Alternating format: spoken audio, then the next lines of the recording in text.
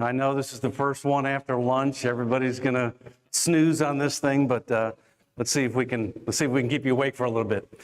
My name's Glenn Hanley, and I'll do the first half or so of this, and then I'll hand it off to Kevin. Arc flash, everybody knows what that is. At least in principle, we know what it is. All right, let me just get through these first. There we go. We're going to cover all of these in a thorough enough way that you have an appreciation. You guys can do the math. You can figure out how to calculate arc flash. I'm not going to go through teaching you how to calculate arc flash. But what we are going to talk about is what are the implications of it if it's done right, if it's done wrong, and if you have issues, how can we mitigate those things? So we're going to cover a broad range of things.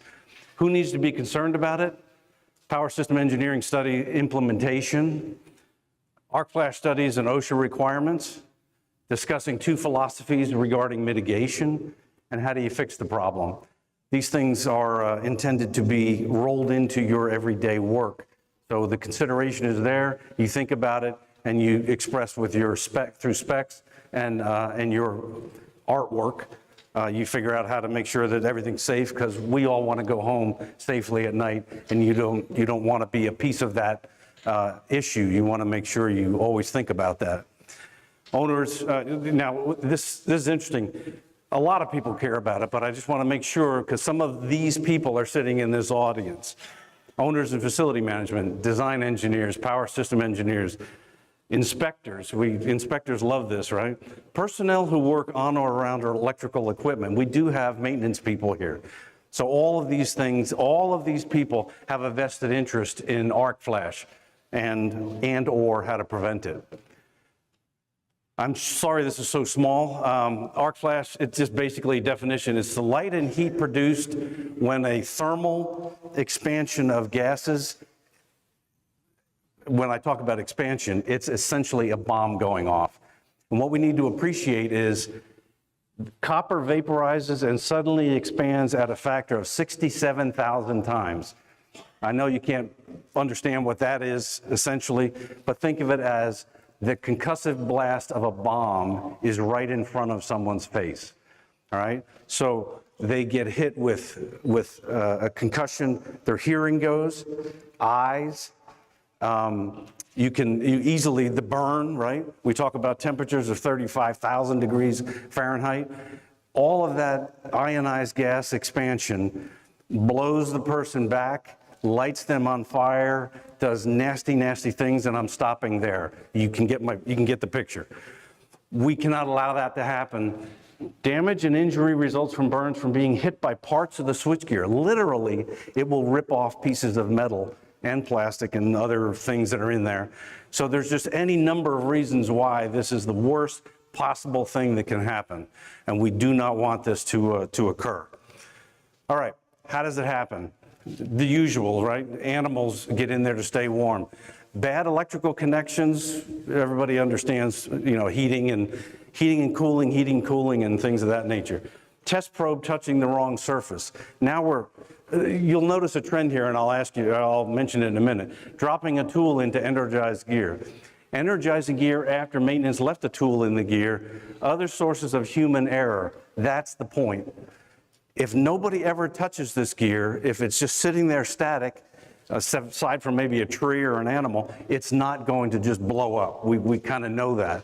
What happens is there's human intervention that causes these things to happen, either through negligence or sometimes they just didn't know that they left a tool in there, again, negligence, and they walk along and they flip the switch and it immediately blows.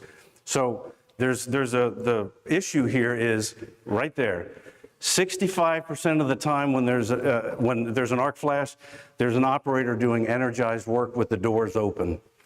It's just scary. I can't put it any other way.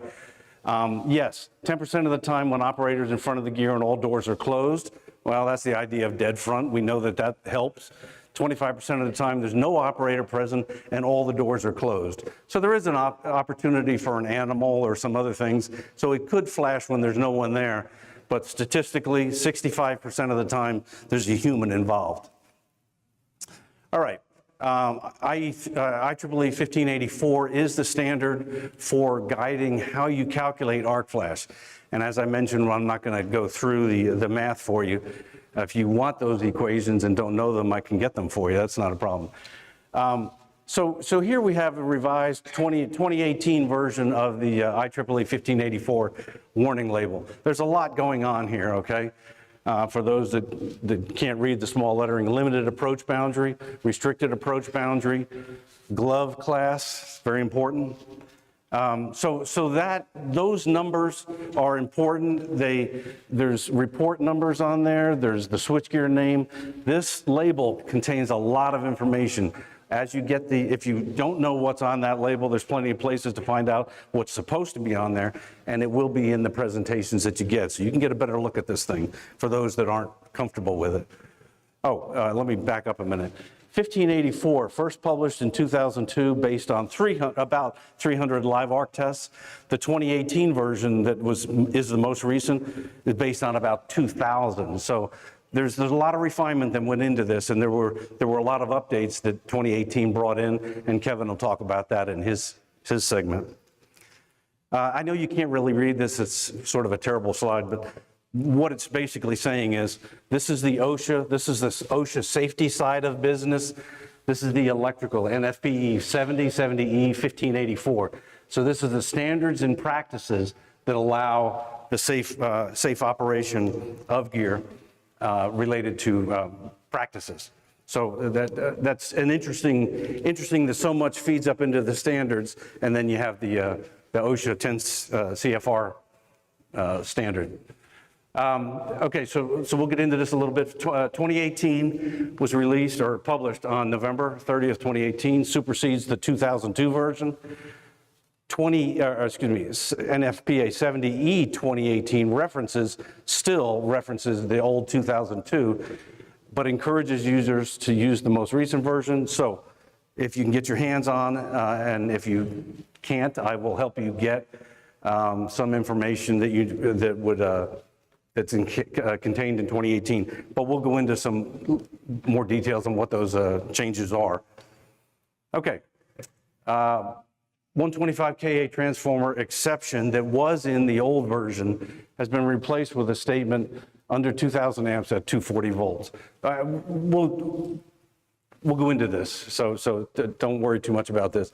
Addition of bus electrode configurations. This, let me try this. You'll notice there's 5 versions, and I'll do a little bit explanation on these, but these 5 versions here are from 2. They've added 3 more. We'll get into that in just a minute. Oops.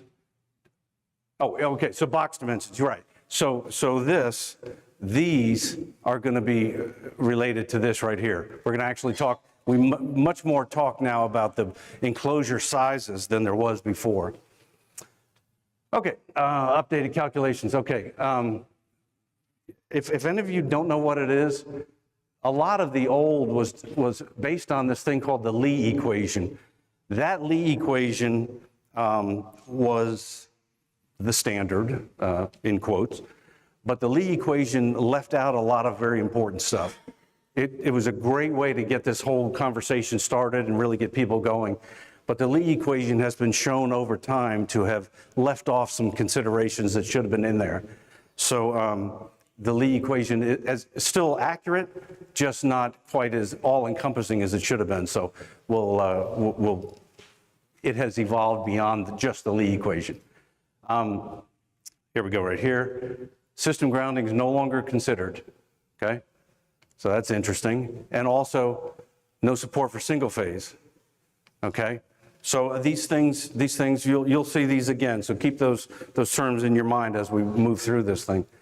Okay, accurate data collection, that's obvious. Calculation of bolt, let me get my thing here. Calculation of bolted fault. Electrode configuration, those are those letters that I showed you a minute ago. We'll talk more about that. Incident energy, this is what you're always doing, right? Calculation of final incident energy and arc flash boundary. So you're still doing that, but there's going to be a lot more to consider. It used to be very easy. Now there's a lot more to consider, and we're going to show you that. Oops. oops, and oops. Okay, a little bit of comparison. 2002 was 240 with transformers less than 125 kVA, need not be considered. Now, 240 or less with available short circuit of less than 2,000 amps, sustainable arcs are possible but less likely. Possible but less likely keeps creeping up. We'll show you again. What does this mean? Okay, so you have the red, I don't know that you guys can read this very well. If you can't, this right here, this is 75 kVA, 112 and a half, 125. So this is the red zone here, right? There's still possibility of exception for locations with faults less than 2,000 amps. The language of possible but less likely requires risk analysis by the customer. Possible but less likely means you can no longer just disregard it. It now has to be considered. So, so then what we're talking about here is this 75 kVA. So this 125, it is possible but less likely, even below the 125. So all of these need to be considered now. Not used to be you could just disregard it, no longer. 208. Okay, so 208 obviously falls in there in the 240 system. Large portions of many 208 systems can no longer be excluded for arc flash incident energy analysis. More, if not all, 208 systems will need to be analyzed as part of any arc flash analysis. Okay, here we go. End user has the ability to conclude that locations with less than 2,000 do not need to be analyzed by performing a risk analysis. Calculations are required to determine the available fault current. So it used to be you could just pass it off. No, don't need it, don't need it. Yes, you do now. So your jobs in calculating arc flash energy just got more involved. Okay, here we go. So we were talking about these codes, and I'll show you this picture of it here in a minute. So VCB, vertical conductors inside a metal box. VOA, vertical conductors in open air. So that's kind of what the VOA. Now you've got vertical conductors terminating in an insulating barrier inside a metal box. Horizontal conductors inside a metal box. Horizontal conductors in open air. I know it's confusing and it's a little involved, but that's what we're talking about right there. Oh, let me, don't know why my lettering didn't show up, but okay. So vertical in a box, vertical against a barrier in a box, horizontal in open air in a box. So that's visually what we're talking about right there, okay? So, and again, those three green ones are out of the 5, those 3 green were added in 2018.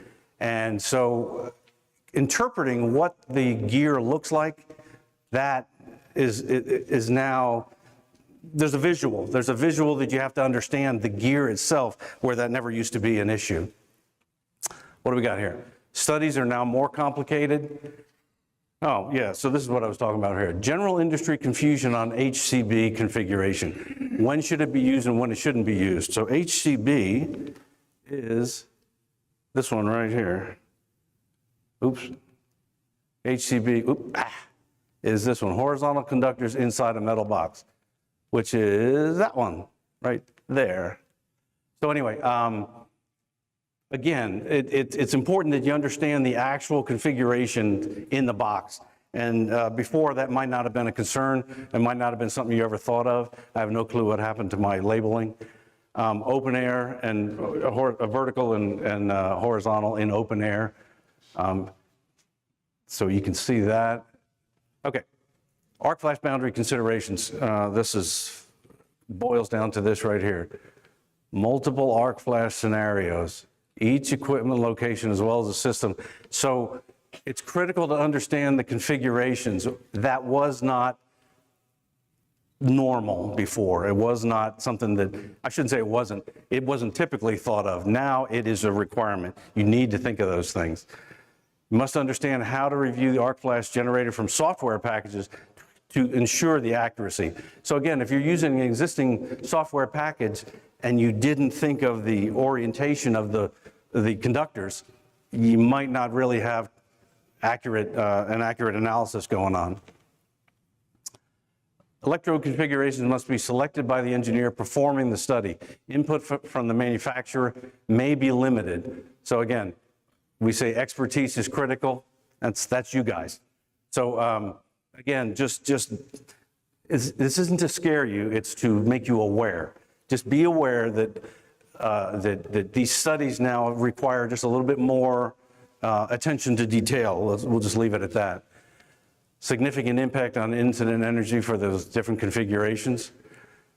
Correct electrode selection provides correct analysis results that's used to produce arc flash labeling. That label is the end result of what you're doing here. Qualified electrical workers depend, and this is where I want you to appreciate. Qualified electrical workers depend on that label to accurately select the protective equipment. If that label either is incorrect or not paid attention to, they could be in front of gear that's much more dangerous to them than they originally anticipated. So we're looking out for the innocence on that line right there. Okay, not a whole lot here, except for in blue I highlighted 15 kV MCCs is now a class of equipment to look at. 5 kV switchgear, the actual enclosure dimensions. It was always in there, but now you have to understand the actual enclosure dimensions. 5 kV MCCs, shallow, low voltage MCCs and panel boards. So I hate to say it, but what used to be a relatively short list is now getting longer. So your work is going up, and it's not a, shouldn't say it's not a good thing. It's just more work for you. Okay. Equipment class used in 2018, typical working distance, typical bus gap. And again, we talked about it. You have to understand your enclosure sizes. That was not a part of 2002. Actual enclosure dimensions and bus gap in lieu of distance factor, height, width, depth, and bus gap. So again, it's all about what does the actual gear look like? What's the orientation of the conductors? All of these things are important now, and they were far less pushed on the earlier version. Studies are now more complicated. Hopefully you guys can get to the standard and read it. So you'll be able to see some of these things. Measure actual values, more data collection modeling equals higher cost to perform the analysis. Yes, but also higher accuracy. Eaton recommends consideration of both options above to determine the scope of work. So basically, yeah, we call these options, and certainly they are, but there's no industry consensus. So just all I'm saying is do your job well, and you can rest easy at night. But again, height, width, depth, bus gap. So dimensionally, it's all becoming quite important. So we want to stress that. That's essentially the same thing. We were talking about this 240, or in this case 208, fed from 125 transformer can no longer be excluded. So there's a couple numbers in there that you want to commit to memory. And now we're at 5 bus configurations where we were at 2 earlier.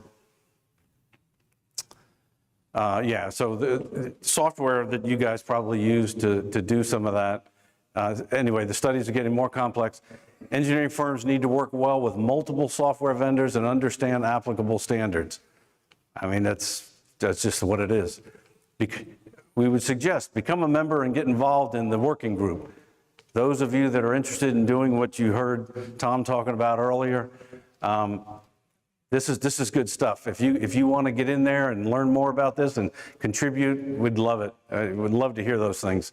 Create and present papers on 1584. So those of you that eat, sleep, and drink this type of stuff, there's a place for you. There's a lot that needs to be explained. There's a lot that needs to be understood. And these things have only here recently, people are starting to realize that this 1584 is a different animal than it used to be.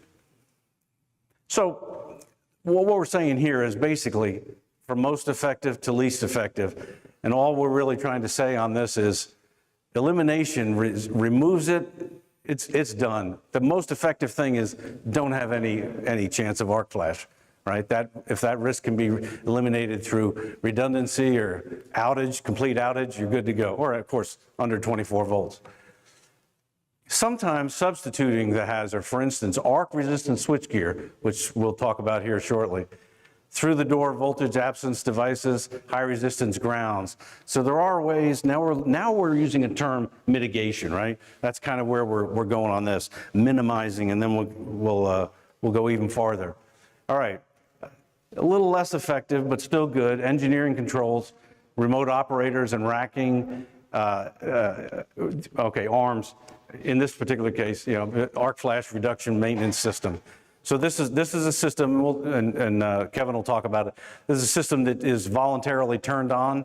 You do your maintenance, and then you turn it off before you energize or turn the gear back on, and it creates quite a safe environment for the operators that are working in the gear. Arc quenching gear, we'll talk about that a little bit. Again, these are going down and least effective. They're not useless, but they're certainly less effective. You always want to have good work policies, safety procedures, training, risk assessment, all those things. Push that stuff, train the people. For those of you that work in plants, train the operating personnel, hold them accountable to acting on the training that they have. And that's all great, but you know what? It's not a cure-all. And protective equipment. There are some protective equipment in one of the displays out there for those that haven't seen it. This is a great thing, except for the fact that in really bad cases, you're wearing what a lot of terms, people call it a B suit. You almost can't work in a B. There's almost times where the B suit seems to be less safe than if you didn't wear one, for the fact that you have big giant gloves and you really can't feel anything, you really can't see anything, but it is there. It is good PPE to have. So at this point, I've brought up a lot of these mitigating things. Kevin will take it from here, but all I can say is please appreciate arc flash is one of the worst things that could ever happen to a human being. I have seen it with my own eyes. I've interviewed people that have been victims of arc flash. I don't want any of you to ever have to deal with that. So please take arc flash very seriously.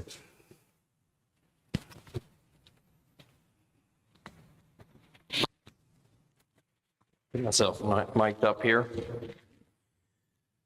All right, so with all that said, what can we do? What steps can we take in designing and preparing to minimize our risk with the electrical equipment?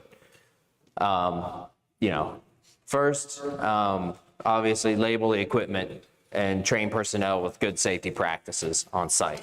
Glenn talked about the arc flash hazard label, which gives you all the detail on the PPE requirements, the arc flash energy, the boundary, limited approach, restricted approach, prohibited approach. Second, we talk about reducing the available fault current and shorten the clearing time. One method to that is a HRG unit, a high resistance ground unit. Ground faults are up to 70 times more likely to occur than phase-to-phase faults. It does not reduce the arc flash exposure or preclude using PPE, but it can help reduce the probability of an arcing accident. Limits the ground faults typically to 5 to 10 amperes. Pulsing contactor allows for fault tracking, available for low voltage or medium voltage, and then also not allowed per NEC for 4-wire systems. 240.87, it's all about time, right? So non-instantaneous trip, where a circuit breaker is used without instantaneous trip, documentation shall be available to those authorized to design, install, operate, or inspect installation at the location of the circuit breakers. Where a circuit breaker is utilized without an instantaneous trip, one of the following equivalent shall be provided: zone selective interlocking, differential relaying, or what we call ARM switch, an arc reduction maintenance switch. That's 2011 NEC. Now, updated in 2014, arc energy reduction, where the highest continuous current trip setting for which the actual overcurrent installed in the circuit breaker is rated can be adjusted to 1200 amps or higher. 248.7A and B shall apply. A remains the same. B method to reduce the clearing time, one of the following or approved equivalent means shall be provided. So zone selective interlocking, differential relaying, energy reducing maintenance switch with local status indicator, energy reducing arc flash mitigation system, or an approved equivalent means, remote operation, arc resistant gear, light sensing. It's always evolving, more on the following slides. So zone selective interlocking, we go through an example of zone selective interlocking. So without zone selective interlocking, 0.5 seconds, 35 Ka fault, 43.7 calories per centimeter squared, greater than category 4 PPE at that fault location. With zone selective interlocking, you're at 0.08 seconds to clear the fault. 35 Ka fault, it's 7 calories per centimeter squared at category 2 PE. So you'll see the effect that a zone selective interlocking scheme can provide on this circuit. But wait, there's more. Differential relaying, kind of a good, better, best scenario we're going to run through on these slides in terms of technologies. So it recognizes the fault within the zone of protection. The zone of protection between these CTs, there's your relay. Then your relay recognizes the fault. It responds typically with no delay, and then trips and isolates your fault. Reduction in time can significantly reduce the arc flash without disrupting selective coordination of your 5051. The one disadvantage is when compared to the zone selective interlocking is it can be costly, right? You got CTs for each incoming and outgoing breaker, and then you sum them all together into your relay, and then you take your relay to a lockout relay, and then the lockout relay trips and blocks your breaker from closing. And not an effective solution overall in the low voltage world where you've got zone selective interlocking as an option. The third option is the arc flash reduction maintenance switch, so ARMS. When activated, pickup setting, total breaker clearing time are reduced. Our maintenance mode switch is faster than instantaneous. It bypasses all microprocessor delays. So it's a separate setting. It's a separate chip circuit. Total clearing time in 40 milliseconds, low voltage power breakers or medium voltage breakers. Normal settings for example, would be 10.7 calories per centimeter squared, but with ARMS, it's 2.2 calories per centimeter squared.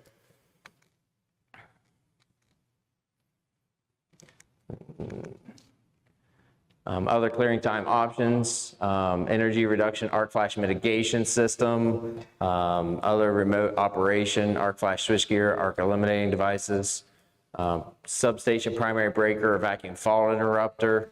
We'll go into some more of these in the following slides. Multiple relay settings groups similar to ARMS, arc flash sensing relays. So light sensing relays like a Schweitzer with the fiber point sensors and fiber loop.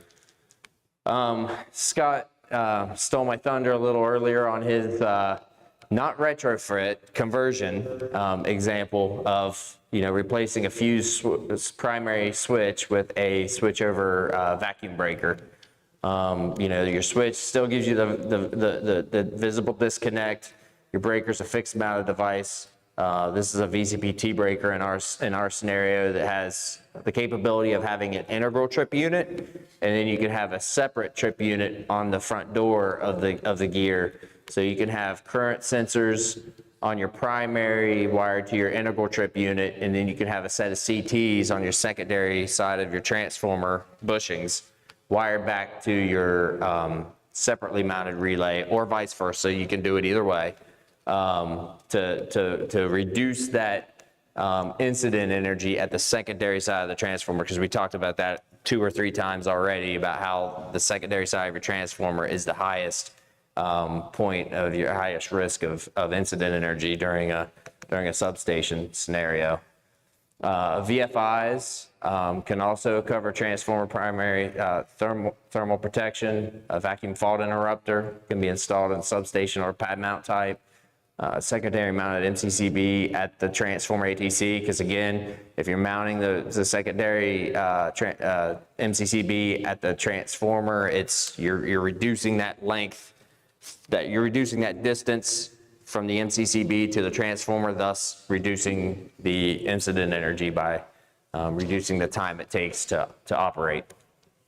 Consider vacuum circuit breaker metal enclosed on a dry type sub. And again, as Scott mentioned earlier, that we do recommend the snubber circuits on those breakers, on the load side of those breakers when they're in close proximity of some transformers because of the chopping that can take place. And then utilizing multiple settings groups in protective relays similar to low voltage maintenance switch, only for medium voltage application. So used to reduce the trip delay in medium voltage relays.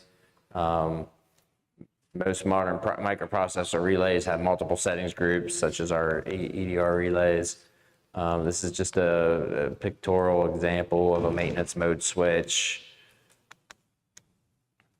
Arc flash sensing protection. So the arc flash relay with the CTs and then the fiber sensor. So the arc flash relays looking at the current while the point sensor's looking for a flash of light. And when those two things send an alarm, that relay senses it and sends a fast trip signal to the breaker, so that you don't get a nuisance trip if it's a normal operation scenario. Obviously, the faster it trips, the less damage to the equipment. These systems do not provide functionality of arc resistant switchgear for personnel safety unless they are paired with an arc extinguisher device, typically 3 to 5 cycles.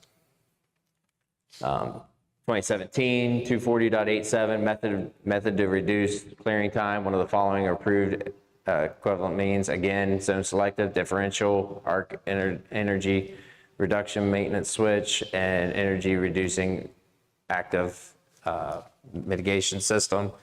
And a couple of my points aren't showing up again on the slideshow. But again, it's, sorry about that.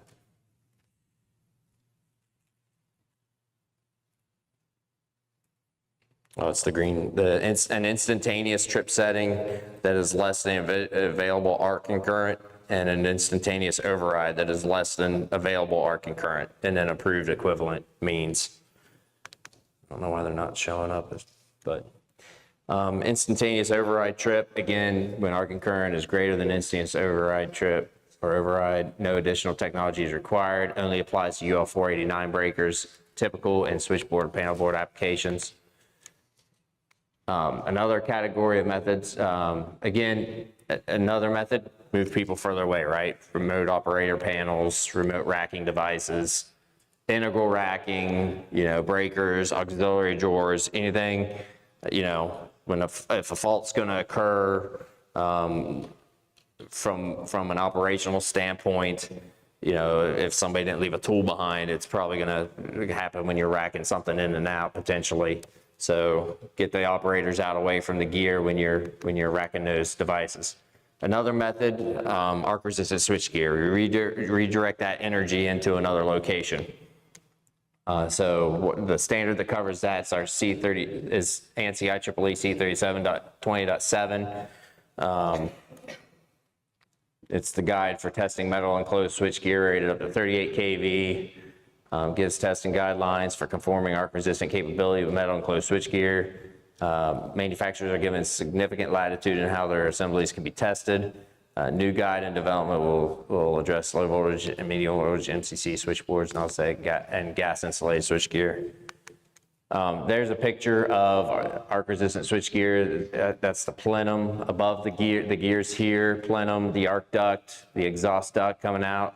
These are fiber indicators here. The test is successful if none of the indicators burn during a fault event. Doors do not open, no projectiles greater than 60 grams come off the equipment, lower than 2 meters. No holes are burned in the enclosure at a height lower than 2 meters, and all grounds remain intact.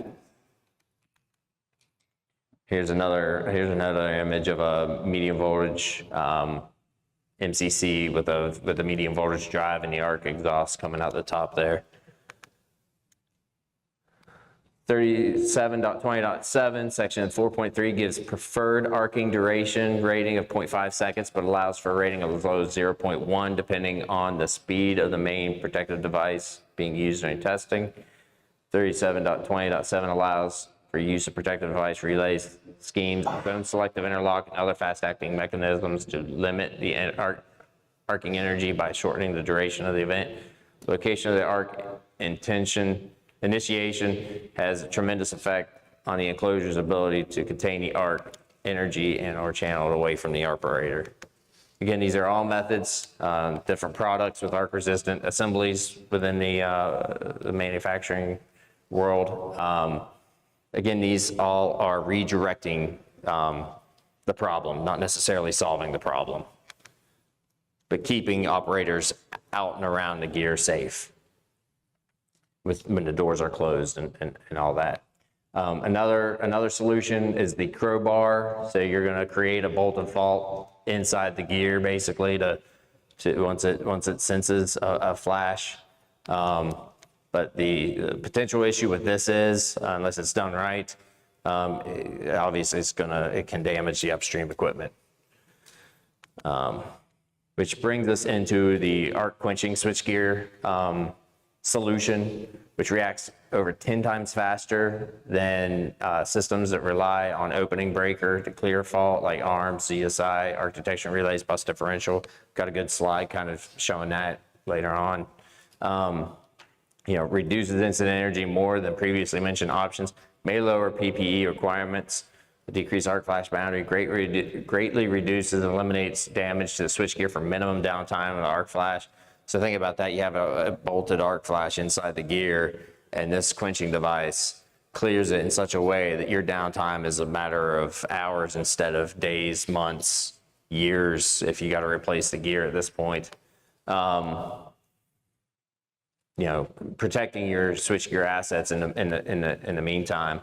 Obviously third-party tested with the C37.20.7 arc-resistant test guide. No plenums, no ducts, no special construction, just this quenching device in the switchgear with the point sensors wired out, and no plenums.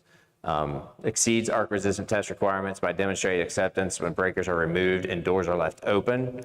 Always on, so this thing's always active, always monitoring. Once it operates, it's a replaceable device. You have to replace the whole device. You could still use your equipment without the device, but you don't have the protection that device provides until you get the replacement, and you can rack the replacement in when it's energized as well. And then 44% less stress on upstream equipment and cable terminations during arc fault. And then technology avoids nuisance trips. So basically what happens, arc flash is detected by light sensors and CTs. The arc flash relay verifies the light is from an arc event and not from normal ACB operation. The arc flash relay sends two signals, one to trigger the arc quenching device and one to trip the main breaker. This all happens in less than 4 milliseconds. The arc quenching device quenches the arc and contains the arc energy inside of the device.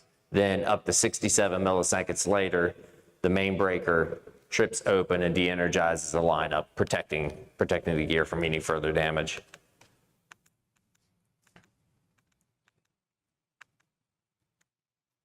That's just kind of a figure showing. So what they do in this technology, this is the quenching device. It's your A phase, your C phase, your B phase is tied together. We've got this loop that the magnetic, once it senses a fault, the magnetic polarities magnetize and cause this thing to create a low impedance fault inside this device. And that's where the energy gets redirected during that time cycle that we talked about. And here's kind of a graph kind of showing, your different solutions. So arc quenching switchgear operates here in less than right there's 5 milliseconds. It's kind of hard to see, but 4 milliseconds, that's where your arc quenching device operates. This is where your peak pressure sine wave. This is where ARMS, this is where a maintenance mode switch operates. This is where arc detection, with the fiber and then bus differential. This is where instantaneous trip, and this is where zone selective interlocking, all those operate, and you see the kind of damage. And here's kind of how that translates. Typical results. Always perform an arc flash study, obviously. 480 volt, 85 kA available fault current scenario. Right here is 1.2 calories per centimeter squared. So that's a threshold of second degree burns without PPE. Arc quenching 0.7, arms 5.8, bus differential 9.1, arc detection relay 9.1, software instantaneous trip 10.2, and then zone selective interlocking 12.3. Maybe the best solution overall, prevent the fault, right? So steps you can take in preparing the equipment to try to avoid any type of fault. Obviously monitoring transformer bushings, capacitance, power factor, this bushing insulation monitor. Partial discharge monitoring, we've got an InsulGuard demo out front. Kind of go through that, insulating the bus, IR scanning, do periodic scans of the joints. Only way to scan IR scanning without a utility shutdown with the ports in the gear. Line side service disconnect is almost always going to be 40 calories per centimeter squared. On a service entrance main, utilize hinge gutter for group mounted feeders on all sections with switchboards. Dead front liquid substation transformers with the gauges, the low brake switch handle on the front, insulation, right? Epoxy shutters, isolation barriers in the gear, insulate a bus, cable boots, bus boots. This is a metal enclosed versus a metal clad option. This metal enclosed with fluidized bus. And then continuous thermal monitoring again.